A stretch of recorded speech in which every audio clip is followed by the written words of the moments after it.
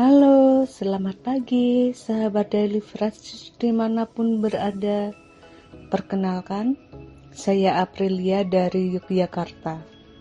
Saya adalah salah satu member OMK DFG Fellowship 12. Hari ini, tanggal 20 Agustus 2026, Renungan Daily Fresh Juice spesial oleh OMK akan dibawakan oleh Alan Giwas dari Surabaya yang merupakan member DFG Fellowship 12. Selamat mendengarkan.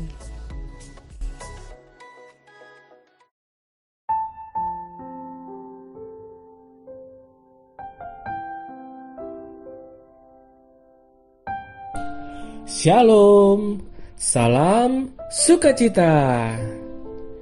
Bapak, Ibu, dan teman-teman OMK, kalau hari ini kita menerima undangan pesta dari seorang yang terpandang, apa yang pertama kali kita lakukan?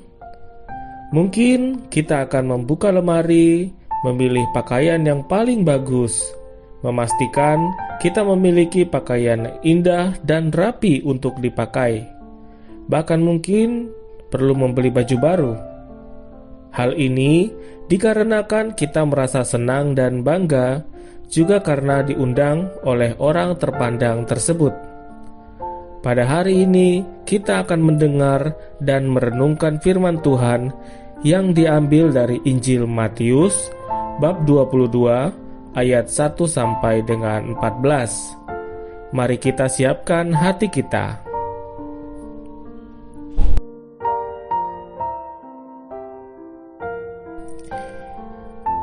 Inilah Injil suci menurut Matius. Pada suatu ketika, Yesus berbicara kepada para imam kepala dan pemuka rakyat dengan memakai perumpamaan. Ia bersabda, "Hal kerajaan surga itu seumpama seorang raja yang mengadakan perjamuan nikah untuk anaknya. Ia menyuruh hamba-hambanya memanggil orang-orang yang telah diundang ke perjamuan nikah itu, tetapi mereka tidak mau datang. Raja itu menyuruh pula hamba-hamba lain dengan pesan, 'Katakanlah kepada para undangan, hidanganku sudah kusediakan, lembu-lembu jantan dan ternak peliharaanku telah disembelih. Semuanya telah tersedia. Datanglah ke perjamuan nikah ini.' Tetapi para undangan itu tidak mengindahkannya. Ada yang pergi ke ladangnya, ada yang pergi mengurus usahanya, dan yang lain menangkap para hamba itu, menyiksa dan membunuhnya. Maka murkalah raja itu. Ia lalu menyuruh pasukannya ke sana untuk membinasakan pembunuh-pembunuh itu dan membakar kota mereka. Kemudian ia berkata kepada para hamba, 'Perjamuan nikah telah tersedia, tetapi yang diundang tidak layak untuk itu. Sebab itu pergilah ke persimpangan-persimpangan jalan, dan undanglah setiap orang yang kalian jumpai di sana ke perjamuan nikah itu.' Maka pergilah para hamba dan mereka mengumpulkan semua orang yang dijumpainya di jalan-jalan, orang jahat dan orang-orang baik, sehingga penuhlah ruangan perjamuan nikah itu dengan tamu. Ketika raja masuk hendak menemui para tamu, ia melihat seorang tamu yang tidak berpakaian pesta. Ia berkata kepadanya, 'Hai saudara, bagaimana saudara masuk tanpa berpakaian pesta?' Tetapi orang itu diam saja. Maka raja lalu berkata kepada para hamba, 'Ikatlah kaki dan tangannya dan campakkanlah orang itu ke dalam kegelapan yang paling gelap. Di sana akan ada ratap dan kertak gigi. Sebab banyak yang dipanggil, tetapi sedikit yang dipilih.' Demikianlah sabda Tuhan. Terpujilah Kristus.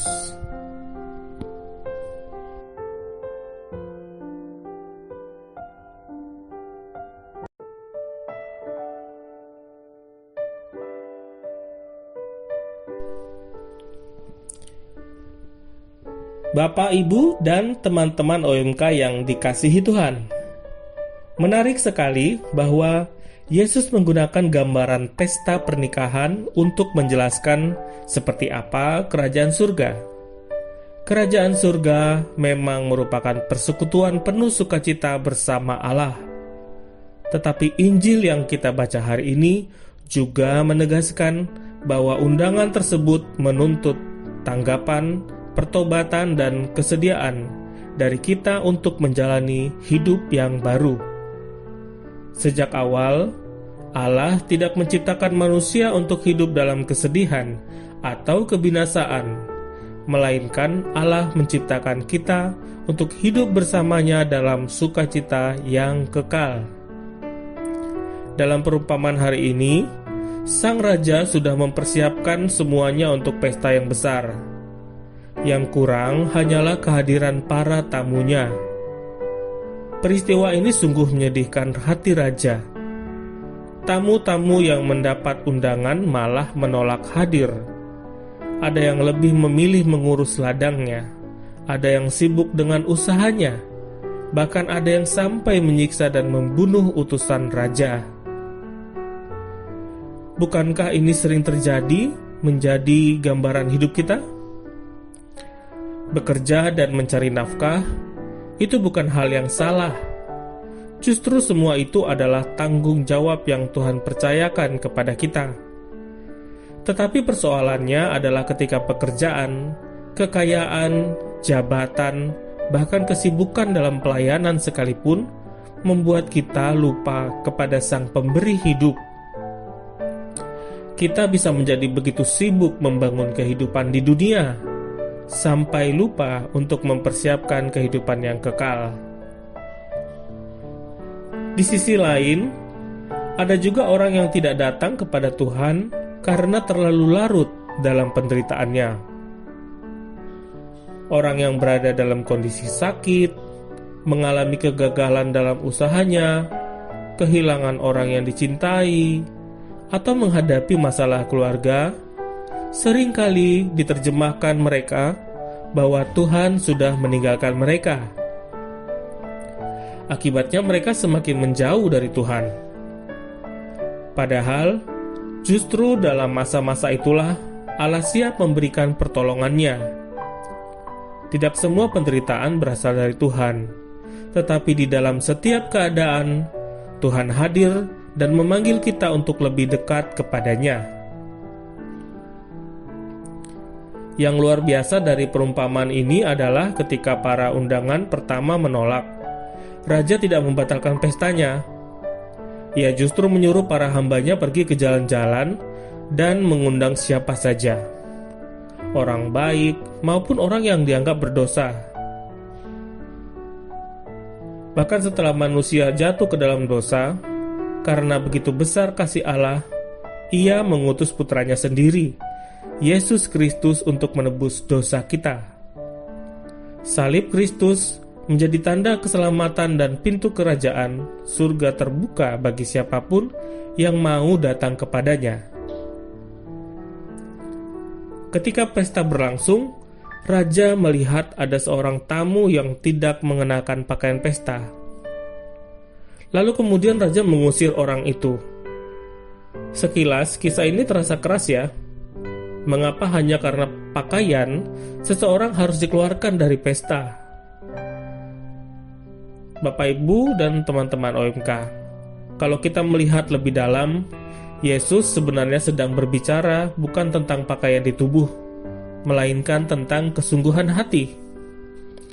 Orang itu menerima undangan Raja, tetapi tidak menghargai undangan tersebut. Ia hadir tanpa mempersiapkan dirinya.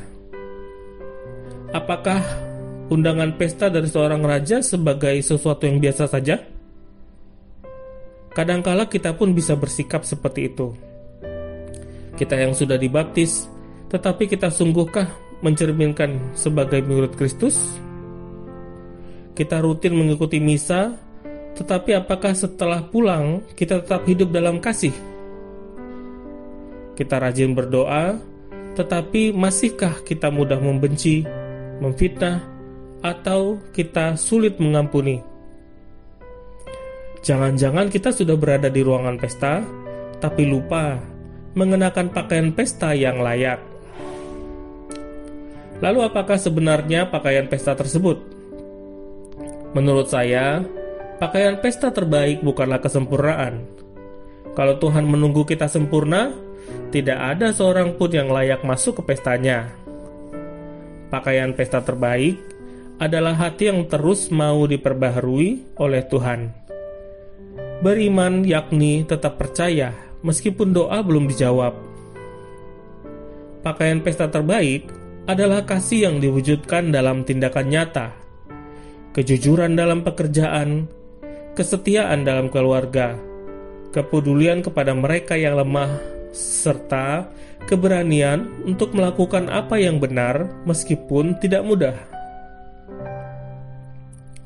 Pakaian pesta terbaik adalah hidup yang setiap hari berusaha semakin menyerupai Kristus.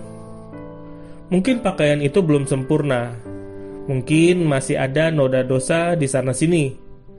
Tetapi setiap kali kita datang dalam sakramen tobat dan setiap kali kita mengikuti Ekaristi dengan hati yang tulus, saat kita memilih mengampuni daripada membalas dendam, setiap kali kita memilih mengasihi daripada membenci, saat itulah Tuhan sedang membantu kita menjadi semakin sempurna. Saudara-saudari terkasih, hidup kita sesungguhnya adalah masa persiapan menuju pesta yang sesungguhnya, yaitu kerajaan surga.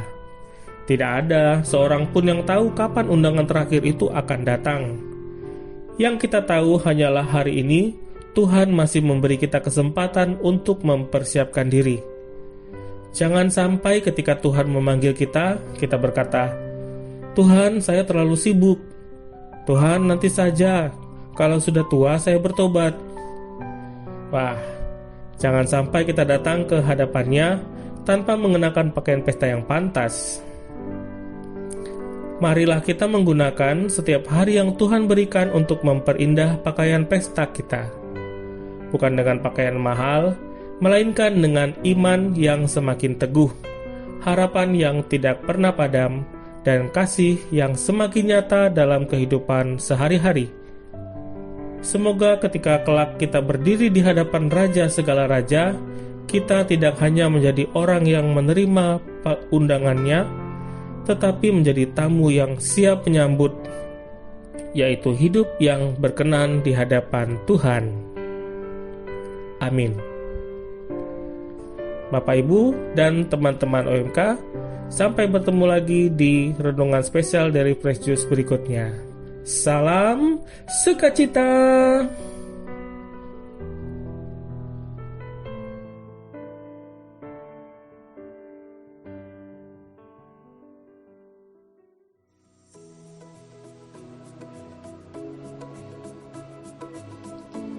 Terima kasih Helen Kewas atas renungan hari ini. Semoga kita semua dapat mempersiapkan diri kita sebaik-baiknya untuk menanggapi undangan Allah hidup dalam kerajaan surga. Para pendengar Fresh Juice Audio, sampai bertemu lagi di Daily Fresh Juice edisi OMK berikutnya. Tetap semangat dan salam Fresh Juice.